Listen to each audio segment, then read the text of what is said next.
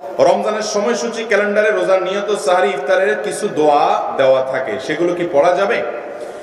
আমাদের দেশে রমজানের ক্যালেন্ডারগুলোতে দেখা যায়, ভাই বসেন, কেউ কি বাতাস করতেছে? বসেন বসেন। আমাদের দেশে দেখা যায় রমজানের যে ক্যালেন্ডারগুলো থাকে, ক্যালেন্ডারগুলোতে রোজার দোয়া লেখা থাকে, নাওয়াইতু আন আসুমা গাদান। দেখছেন নি আপনারা? সকল ইবাদতে নিয়ত লাগবে, নিয়ত ছাড়া কোনো ইবাদত আল্লাহর কাছে গ্রহণযোগ্য হবে। ইন্নামাল আমালু বিন্নিয়াত, সমস্ত আমলগুলো নিয়তের উপর নির্ভরশীল। কিন্তু নিয়তের মানে কিন্তু নাওয়াইতু আন না। নিয়তের মানে কি না? নাওয়াইতু আন না। নিয়তের মানে ইচ্ছা। নিয়ত মানে কি করা? আপনারা মুখে বলেন না যে আমার এবার হজে যাওয়ার নিয়ত আছে, বলে না?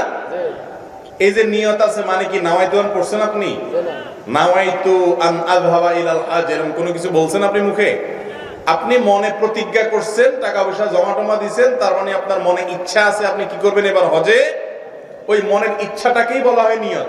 মনের ইচ্ছাটাকে কি বলে?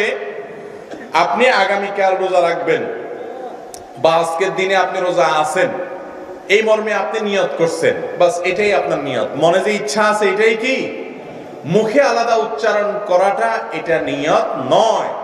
নিয়তের প্রকাশ, নিয়তের কথা আবার মুখে বলে দিতে হবে। সকল ইবাদতে সকল আমলে এরকম কোনো কথা হাদিসে আসে নাই। অতএব নিয়ত করা ফরজ, নিয়ত বলাটা কি না ফরজ না। রমজান মাসে রোজা রাখার জন্য নিয়ত জরুরি। নিয়তটার মানে কি? আপনার মনে ইচ্ছা আছে যে আমি ভোর রাত্রে উঠবো, সারি খাবো, কালকে রোজা রাখবো, বাস এই যে মনে ইচ্ছা আছে এটাই নিয়ত আছে, বাস হয়ে গেছে। মুখে আর নাওয়াইতুয়ান পড়ার প্রয়োজন নাই।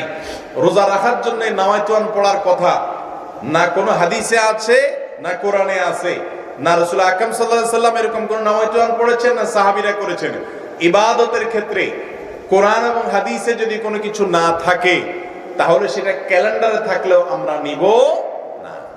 এই জন্য দেখবেন ক্যালেন্ডারে এই নাওয়াইতুয়ানের শেষে কোনো হাদিসের কিতাবের নাম লেখা নাই যে বুখারী শরীফ, মুসলিম শরীফ, আবু দাউদ শরীফ, নাসাই শরীফ, এরকম কিছু লেখা আছে না? দেখিয়েন নাই। কারণ হলো এটার কোনো কি নাই, ভিত্তি নাই। কিন্তু আমরা মনে করি নাওয়াইতুয়ান না পড়লে কি হবে না, রোজা হবে। এটা আমাদের ভুল ধারণা। অতএব এটা থেকে আমাদেরকে বেঁচে থাকার চেষ্টা করতে হবে।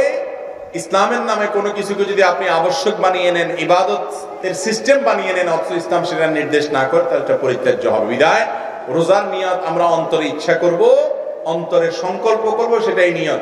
মুখে আর নাওয়াইতুয়ান পড়ার প্রয়োজন নাই। এটাকে আবশ্যক মনে করলে, রোজার জন্য জরুরি মনে করলে বিদআত হবে। কি হবে? বিদআত হবে। ইসলামের নামে বানানো জিনিস তৈরি করা এটা খুব জঘন্য অপরাধ হয়। আল্লাহ আমাদেরকে বাঁচার তৌফিক দান করুন।